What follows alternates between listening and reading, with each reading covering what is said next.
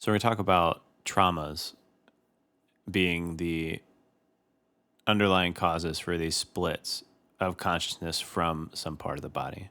That's kind of what we'll get into today because there's a lot of thinking around physical issues that are really just treating a symptom. And even the symptoms are a lot more complicated than they seem. One of those examples talked about in the last episode was that a whole bunch of sit-ups aren't required for having a healthy abdominal wall, which sounds counterintuitive, and I think it'd be good to just explain a little bit more. Yeah, so a person doesn't need to do sit-ups to have their abdominal wall function how it's supposed to function. Humans don't innately have weak abdominal walls that require this extra activity to kind of try to compensate for our inherent weak abdominal wall. Just like we don't need arch supports. The arch in the foot isn't some kind of error or something that we need to put arch supports under our foot to sort of compensate for for these arches that we have in our feet. It's like there's a design to it. So with the abdominal wall, I understand how people can think that we need to kind of do this extra thing, maybe because of modern life, right? In modern life, we're not putting our bodies through the same kind of motion and rigor that we did in the past. So that is true with something like our hips and our glutes.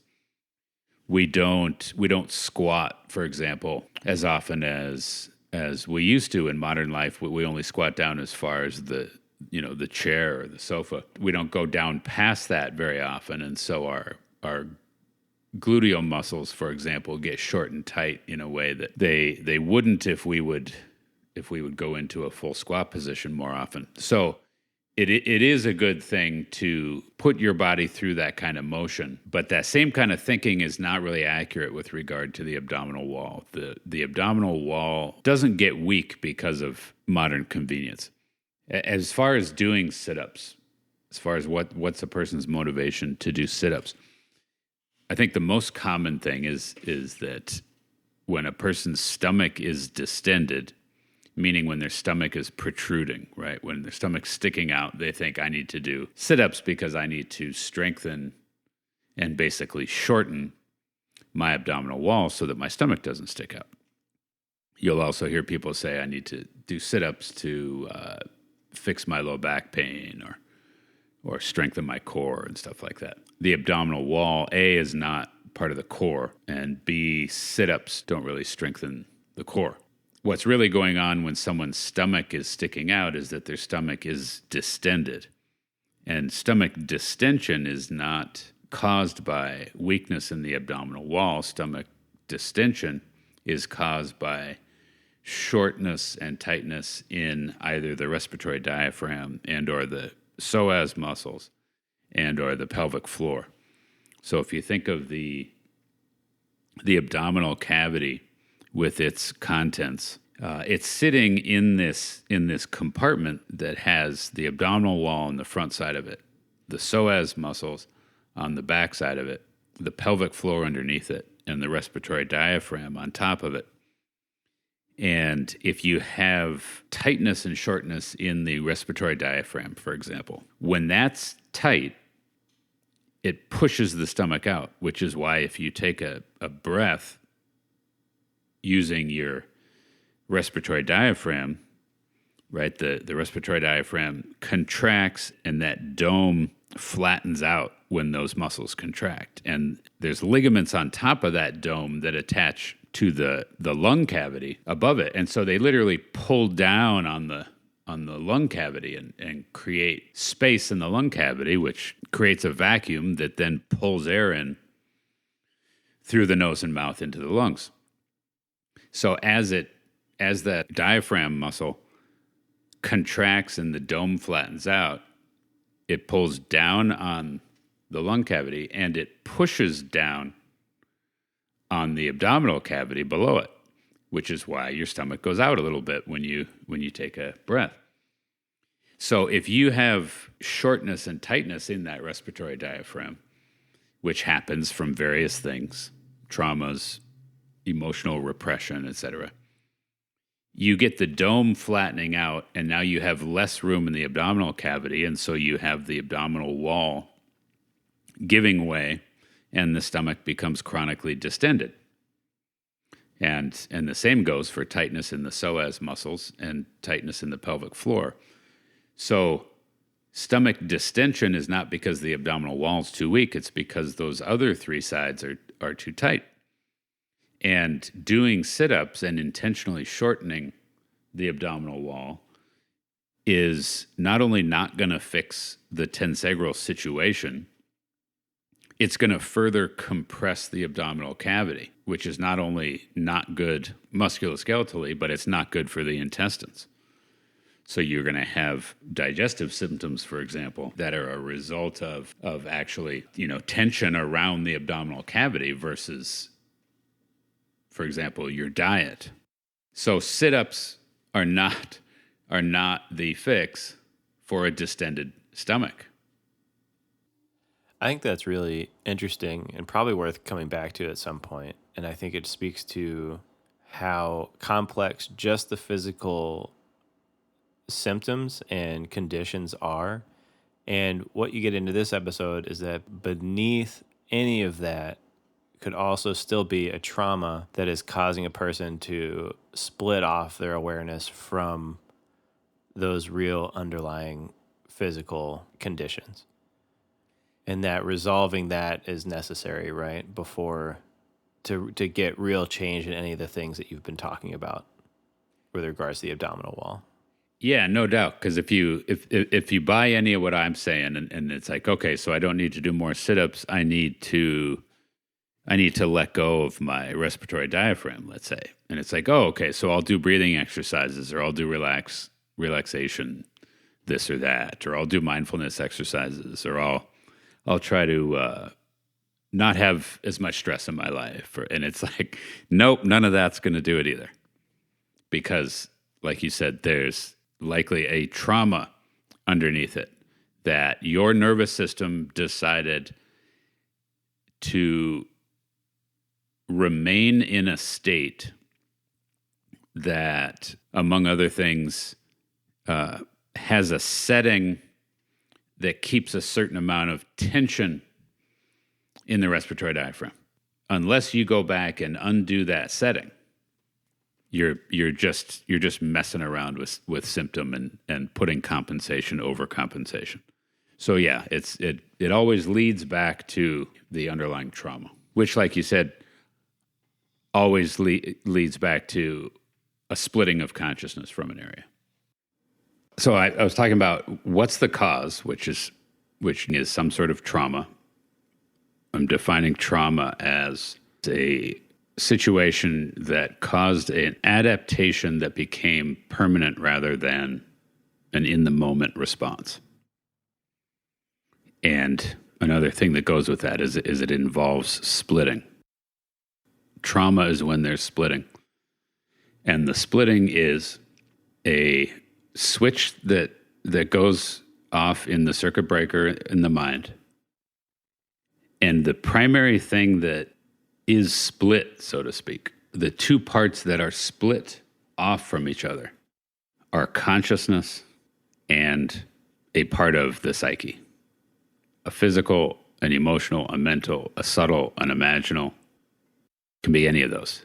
But the split is that consciousness is split off from it. Trauma is that. It's a splitting of consciousness from one of those realms of the psyche, or a piece of one of those realms. You can have these little tiny splits, or you can have pretty huge splits. And so what I came to in my work, and I know I'm always saying the same thing, but it's like whether it's your pinky toe or whether it's this huge part of your brain or this huge part of your, emotional life, or it's some little movement some little lack of mobility in a certain joint or whatever, it always traces back to a split between consciousness and that realm of the psyche, which is why I eventually came to the methodology that repairs the split between consciousness and the mind, consciousness and the body, consciousness and the subtle field, The methodology that repairs that split, it's the same methodology with all those realms, which was a exciting realization. And so, then I spent years looking at, well, what is that methodology? What is it that heals the split between consciousness and some part of the psyche? And in real brief terms, it's consciously witnessing, holding, mirroring, containing, mirroring, and contacting. That's the methodology. As I've said over and over again, everyone is doing that. I'm calling it the dimension approach, but it's a sequence of events that everyone is either doing or not doing, moment to moment, with various parts of the psyche. So another thing with imbalances, it's important to look at okay, you got one side that's too strong and one side that's too weak. And so if we're talking about the idea of your body recruiting the weak side, so it's not about doing strengthening exercises. It's about why is the body not recruiting it and addressing the reason it's not recruiting it. On the strong side, there's the question of why is it so strong, or more accurately, why is it so tight? Because it's typically not that the muscle is so strong, because it doesn't matter how strong a muscle is, the muscle should be able to go into a relaxation and lengthening state. And so that's not a problem. It's not a problem that a muscle is so strong, because the strength of a muscle, meaning muscle tissue, muscle fibers, actin, myosin filaments, muscle strength is different than the fascial tissue situation, which is more about elasticity, right? So again, it's an important distinction. Are we talking muscle, or are we talking connective tissue? Are we talking nervous system, or are we talking energy system, right? But so if we just start talking about the difference between muscle and connective tissue, there's always this mix of how elastic is the fascial tissue, which is a different thing than what's going on with regard to the muscle tissue. When you do certain kinds of exercises, and this is where it gets into specificity of training and what kinds of exercises are you doing, certain exercises are going to strengthen the muscle tissue situation. There's going to be adaptations in the muscle tissue with regard to recruitment, with regard to chemistry, meaning your body's ability to perform the chemical interactions that need to happen. Body's ability to, for example, deliver oxygen to muscle tissue. Right, so that the muscle tissue has this fuel supply that's needed, for example, on the chemistry side. You do some reps and the body depletes certain chemicals via the chemical interactions that are supposed to be happening. You have waste product. You have the body trying to dispose of waste product, lactic acid, for example. The body can make certain adaptations that make it able to produce less lactic acid, for example, and or to dispose of lactic acid quicker. Body makes adaptations that enable it to deliver more oxygen per second, et cetera, right? So there's all these chemical changes that the body makes in response to doing certain exercises. And then, of course, you got nervous system adaptations, which is a whole different thing than the chemical changes in the muscle tissue. But then you also have the fascial tissue, and you have adaptations in the fascial tissue. The fascial tissue is less about chemistry and it's less about nervous system. Certainly there's chemicals involved, and the nervous system relates with the fascial tissue. But generally speaking, the fascial tissue is more affected by subtle energy situation. What are the changes? What's the flow of subtle energy? Adaptations in the fascial tissue are largely a result of that. That said, on the gross physical level, there's also huge changes in fascial tissue. And this is where, for example, plyometrics or activities, exercises where you have the fascial tissue being put under a certain kind of tension where the elasticity of the fascial tissue is what is doing the work. So for example, if you do a curl, if you grab a dumbbell and you do a curl and you lift the weight slowly, you're largely relying on the contractive strength in the muscle fibers. Actin, myosin filaments are going into the contraction state, and you recruit enough muscle fibers and enough actin, myosin filaments contract to create enough force to lift the weight. And if you have a lighter weight, well, now you need less of your biceps. For example, your bicep has millions of these little muscle fibers. You're going to recruit fewer of them if you pick up a lighter dumbbell. And so again, but if you go slow, you're largely using your muscle fibers to do the work. If you take that same dumbbell and you start in a curl position where you have it up at the top, and then you let the weight drop, and then the momentum of the weight going down, you try to stop that momentum, right? And then bring it back up. So it's more of a springy or a bouncy type of action. Then your body it starts relying on the tensile strength of the connective tissue. Your muscle fibers are still engaging also, but just the nature of the physics of it is that the connective tissue starts taking strain. And the strain that is being placed upon the connective tissue causes an adaptation in the connective tissue. So you get a strengthening, and the adaptation is specific to the stresses that are put on it, right? And so if you do this with the dumbbell, more of the springy action, you're going to find that after doing that, enough times, when you go to do it again, you're going to notice that, hey, it's easier to do. There's more of a springy, elastic response in your tissue, and it's a lot of that's going to be that the fascial tissue has actually changed. So there's huge implications, obviously, as far as training, as far as what kind of activity you're trying to do. You trying to lift a weight up real slowly, or are you trying to do more of a bouncy, springy type action?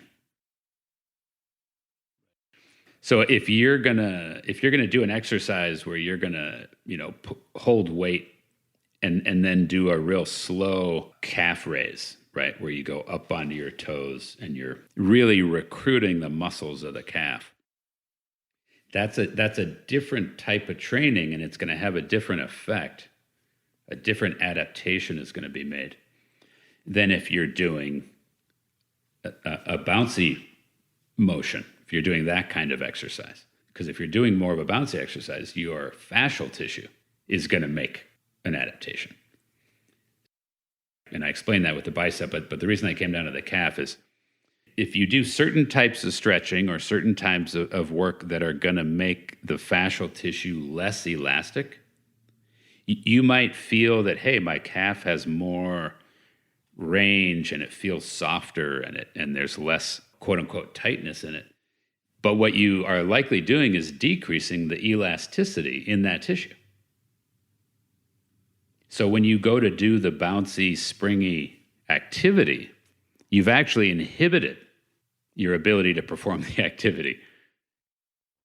And I think that's like a confusing. What you just said could be confusing, even though we've been talking about tensegrity. But what you're talking about is like the tension of the tensegral units lifting you up. If those are relaxed, then it's counterproductive in a way. Right. If you're trying to keep the springiness. Right. Because you can think of like if those are relaxed, if those units are low, it's almost like sinking versus moving up.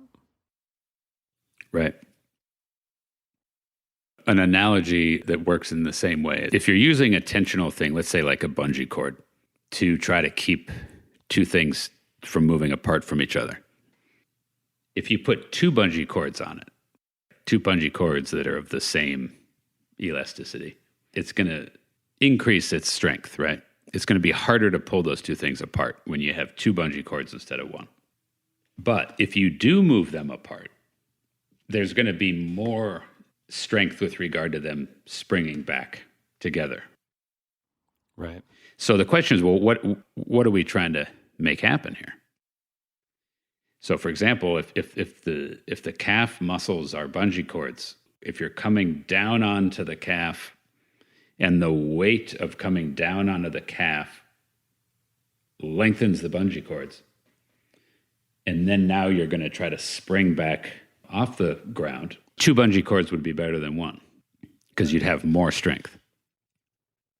So if you do various things to make it one bungee cord instead of 2, when you're just putting a nice, easy stretch on your calf, the 1 bungee cord is going to feel looser and like that's a better situation than if you have 2. But when you go to, again, when you go to run or jump, you're going to wish you had 2. I think what the common wisdom you're working against is that stretching aids strength training, and stretching without intention to develop these tensional structures inhibits performance.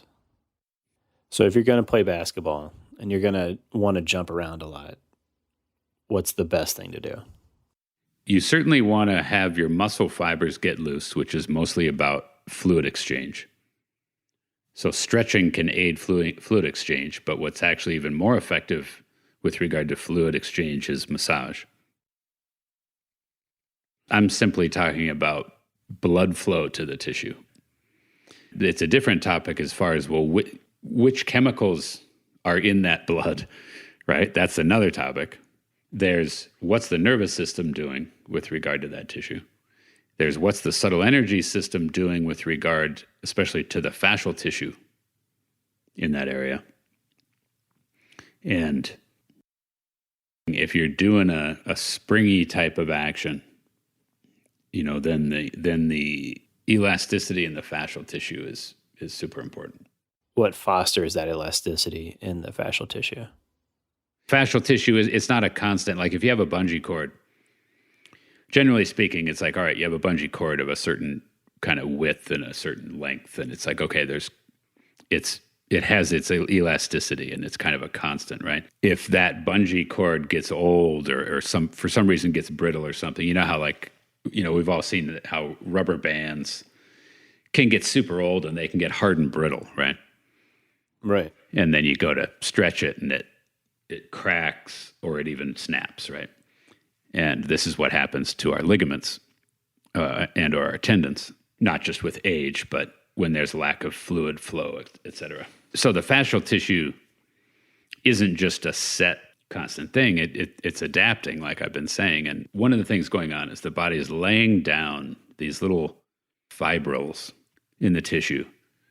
And it as it lays down more fibrils, as there's a higher concentration of them, you get more tensional strength, which would be a decrease in elasticity. So you get more strength but less movement. It'll lengthen less. It makes sense how you're using it. The confusing part is just the common knowledge, right? What you're working against and trying to describe it. Right.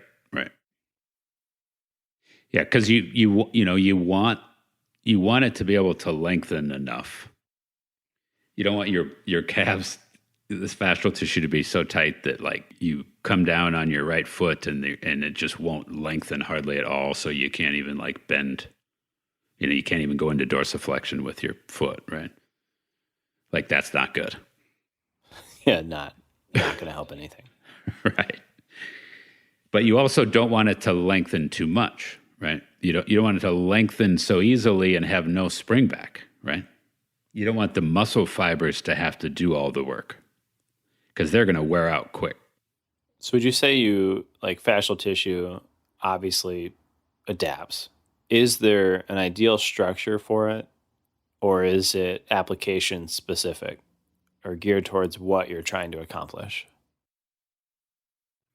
You mean an ideal just sort of for the human body in general? Right. I mean, generally speaking, I'd say yes. There's kind of in the same way that with regard to mobility, it's like what is the body? How's it intended to move? Right. The architecture is such that there's an intended mobility to it, right? Going beyond that, you're stressing the architecture in ways that it's not really designed to handle. The parameters I tend to use is I don't really know of a reason to have the fascial tissue get so that it won't allow what would be considered full range. Maybe in some really highly specialized activities you would want that, but generally speaking, and most activities are dynamic enough to where for a certain little part of the activity, it might be better if the tissue was so resilient and resistant to lengthening that there wasn't even full mobility. But as soon as you try to do a different part of that activity, now that becomes a hindrance rather than a strength, right? Right. So generally speaking, full range, but then it's a different measure.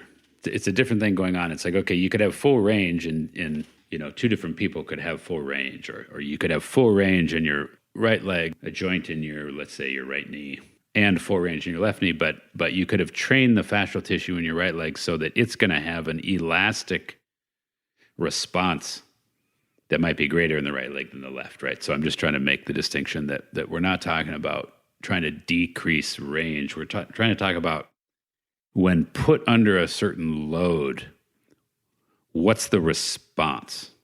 Totally. That's the distinction. I was like, yeah, that helps. I think that helps. And the response is going to be, well, what kind of load have you been putting it under leading up to this? Right. That's the specificity of training thing. If you haven't been putting it under that kind of tensional load, now when you go to do it, it's going to have less elastic response than if you've been training it. But you got to add to that there's state shifts that can happen. State shifts that, and I sound like a broken record, but that all come back to states in the mind and states of consciousness.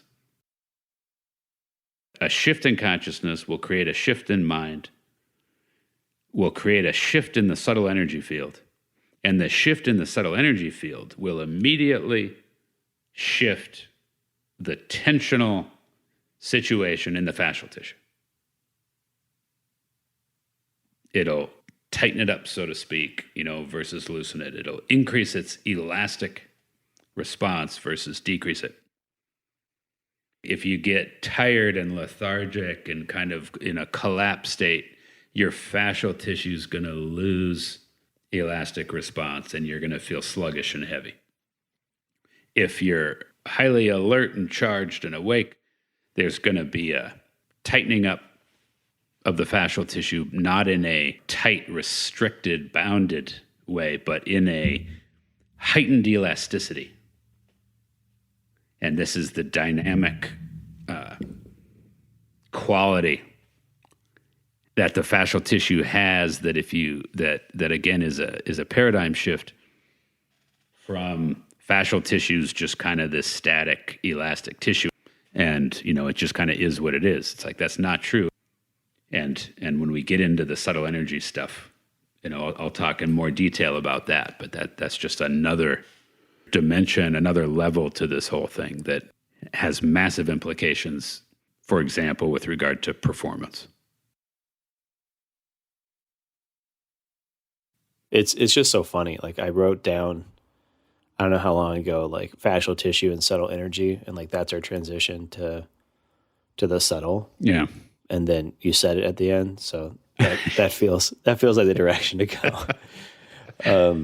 So I think that's really, there's some good explanation there, because I feel like there's so much truth behind like what's possible with it that like it feels like it's a very high energy topic. The potential of understanding how important fascial tissue is, and also just how the idea of it being linked to subtle energy is kind of mind blowing, right? I mean, it gets weird quick, right? Yeah, we're about to leave the Earth's atmosphere here, right? If you want to learn more about the Dimension Approach, please visit dimensionapproach.com.